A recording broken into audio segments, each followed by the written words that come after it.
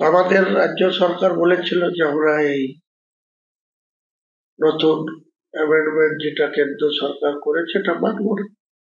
এবং যখন কেউ আন্দোলন করতে গিয়েছিল তখন তাদেরকেও মুখ্যমন্ত্রী বলেছিল এখানে আন্দোলন করার দরকার নাই, আমি আছি তোমাদের জন্য। আর তারপরেও আমাকে উপরে যদি ভরসা না থাকে তাহলে কেউ আন্দোলন করতে চাইলে দিল্লি যাও, যে দিল্লি যে আন্দোলন করো। কিন্তু আজকে সেই মুখ্যমন্ত্রী আবার বলছেন যে না, অ্যামেন্ডমেন্ট হয়েছে, মানব না বলেছিলেন, এখন আবার মানার জন্য সরকারি দপ্তরে সেটা কি আছে সেটা 5 তারিখ পর্যন্ত মান্যতাই দিয়েছেন হিসাব মতো। তাহলে এই ব্যাপারে ক্লারিফিকেশন মতো ক্ষুদ্র ব্যক্তির কাছে কেন করছে? ওনাকে আসবে তখন প্রশ্ন করবেন, আপনি বলেছিলেন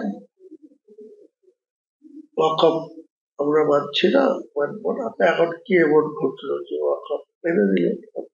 সেটা ওনাকে প্রশ্ন করুন, তাহলে উনি সঠিক উত্তরটা দেবেন।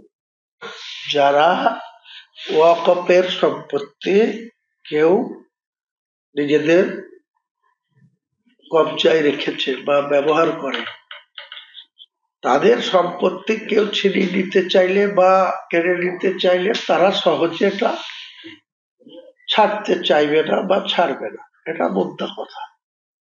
আপনি যে কোশ্চেন করেছেন কিছু রেজিস্ট্রেশন আছে সেটা পোর্টালে উঠবে, যেটা নাই সেটা যার রেকর্ড নাই, এমনও লোকের গ্রামে বাড়ি আছে তার নিজের দলিলও নাই, রেকর্ডও নাই, ওয়ারিশ সূত্রে তার জায়গাতে সে বাড়ি করে সেখানে রাত্রিবাস করে, জীবনযাপন করে। সরকারের কাছে হয়তো তার কোনো নথিও নেই, তার কোনো রেকর্ডও নেই, আছে। তেমনি যারা ওয়াকফের সম্পত্তি ব্যবহার করে, রেজিস্ট্রেশন যারা করে রেখেছে সেগুলো তো সরকারের নলেজে চলে আসবে। যেগুলো এরকম নাই, সেই জায়গা যদি কেউ খুঁজে খুঁজে কেউ দখল করতে আসে বা তাকে দীর্ঘদিন দখলে আছে সেই জায়গাটাকে দখল মুক্ত করতে চায়, আমার মনে হয় সে সহজে সেই জমি থেকে সরবে না। আমাদের বাপ দাদাদের কবর আছে, সেই কবরে বাপ দাদা তার পরদাদা তারা সব শুয়ে আছে। সেটাতে যদি এখানে জেসিপি দিয়ে কবরস্থানটাকে বলে আজকে তোমার এখানে কোনো ডকুমেন্টস নাই, তোমার কবর থাকবে না, তো ওই পাড়ায় যত লোক বাস করে, এই ছেলে বাদে যত পুরুষ বাস করে সবাই কিন্তু তাকে ঘিরবে, ওই জেসিপি চলতে দেবে না। এটাই হচ্ছে স্বাভাবিক বিষয়। এসআইআর এর জন্য বললাম এসআইআর মেনে নেবো না, এসআইআর করতে দেবো না। সেই এসআইআর তো 4ঠা নভেম্বর থেকে পুরো দিবে। কারা কাজ করছে? বিএলই কারা? এই রাজ্য সরকারের এই কর্মচারীরা। দিল্লি থেকে তো কেউ আসেনি। দিল্লির ইলেকশন কমিশন নির্দেশ দিয়েছে রাজ্যের চিফ সেক্রেটারির মাধ্যমে, সিওর মাধ্যমে প্রত্যেকটা জেলার জেলা শাসকের কাছে নির্দেশ এসছে, জেলা শাসকরা ব্লক লেভেলকে নির্দেশ দিয়েছে, ব্লকের এআরওরা BLO booth level officer appoint করেছে। কে করেছে? রাজ্য সরকার করেছে না কেন্দ্র সরকার করেছে? কেন্দ্র সরকার ইলেকশন কমিশন বলেছে এই টাইমের মধ্যে করো। এটা অন্যায় করেছে ইলেকশন কমিশন, কারণ সামনে ভোট।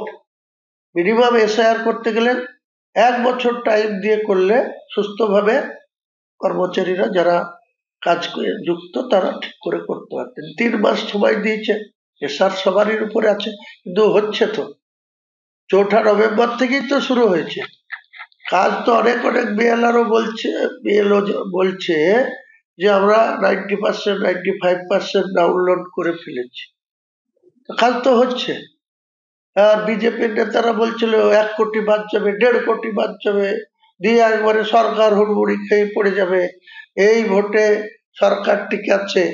এখন দেখতে পাবেন 7ই ফেব্রুয়ারি যে কটা নাম বাদ যাচ্ছে। হার্ডলি বাদ গেলে 7,66,00,000 ভোটারের ভিতরে হার্ডলি যদি বাদ যায়, ডবল নেম আর ডেথ কেস, 30 লাখ বাদ যাবে আমার ধারণা। 30 লাখ বাদ গেলে আবার 35 লাখ যোগ হবে। 1/1/26 যাদের বয়স 18 তারা বার্থ সার্টিফিকেট শো করে 6 নম্বর ফর্ম দিয়ে 30 লাখ মাইনাস হলো। ভুয়ো ভোটার মাইনাস হলে ক্ষতি কি আছে? ডেথ ভোটার মাইনাস হলে ক্ষতি কি আছে? একটা ভোটার 2 জায়গায় নাম রেখেছে, তার জন্য একটা নাম বাদ গেলে কিছু ক্ষতি নাই। ইলেকশনে তার কোনো এধার ওধার কিচ্ছু হবে না। অথচ মানুষকে বিজেপিও যেরকম করে মানুষকে ভীতি সৃষ্টি করছে, চমকাচ্ছে, সব নাম বাদ যাবে, কেটে সব বাংলাদেশে পাঠিয়ে দেবো, এই করে দেবো, তাই করে দেবো। আবার আমাদের সরকারও যে এসআইআর মানবো না, আবার এসআইআর কাজ চলছে। বলছিল দিল্লি চলে যান, আবার সমানে মেনে নিয়ে বলছে ডাউনলোড করো। মুসলিমদের সম্পত্তির উপরে হাত বাড়ালে মুসলিমরা নিজেরাই সম্পত্তি কি করে রক্ষা করতে হয় তা জানে। লড়ে, জিহাদ করে, সংগ্রাম করে, সংঘর্ষ করে জমি আটকাবে, কবরস্থান আটকাবে, ঈদগাহ আটকাবে। মুসলিমদের সম্পত্তিতে কৌশল করে হাত দেওয়া যাবে না। ওই কিছু কিছু বেলার অফিস হঠাৎ করে মুসলিমদের সম্পত্তি কেটে 1 নম্বর খতিয়ানে নিয়ে যাচ্ছে, তার জন্য সরকারকে খেসারত দিতে হবে। ভোটের বাক্সে তার ইফেক্ট পড়বে। নরমের আর গরমের কি দেখলেন তাই বলি। আপনারা কারো শিখানো প্রশ্ন আমার কাছে কেন করবেন? আমি বলে রেখেছি 22শে ডিসেম্বর আমি নতুন দলের ওপেনিং করব টেক্সটাইল মোড়ে। 22 তারিখ পার হয়ে গেছে। নরম গরম এসবের কি কোশ্চেন? এসব শেখানো কোশ্চেন কেন করবেন? সেই বিষয়ে আমরা কিছু জানতে পারছি না। কিছু জানার দরকার নাই, বললাম তো বেলা 1টার সময় টেক্সটাইল মোড়ে চলে আসবেন, অন ক্যামেরা সেট করবেন, সব জানতে পারবেন। মসজিদও হচ্ছে, বললাম তো আপনাকে 6 তারিখ আসতে দিন, মসজিদের শিলান্যাস হবে। 22 তারিখ আসতে দিন, নতুন দলের ওপেনিং হবে। আমাদের ভিডিও ভালো লাগলে লাইক এবং শেয়ার করুন। কমেন্ট সেকশনে গিয়ে জানান আপনাদের মতামত। আরও ভিডিও পেতে আমাদের চ্যানেল সাবস্ক্রাইব করুন এবং প্রতি মুহূর্তে খবরের আপডেট পেতে প্রেস করুন বেল আইকন।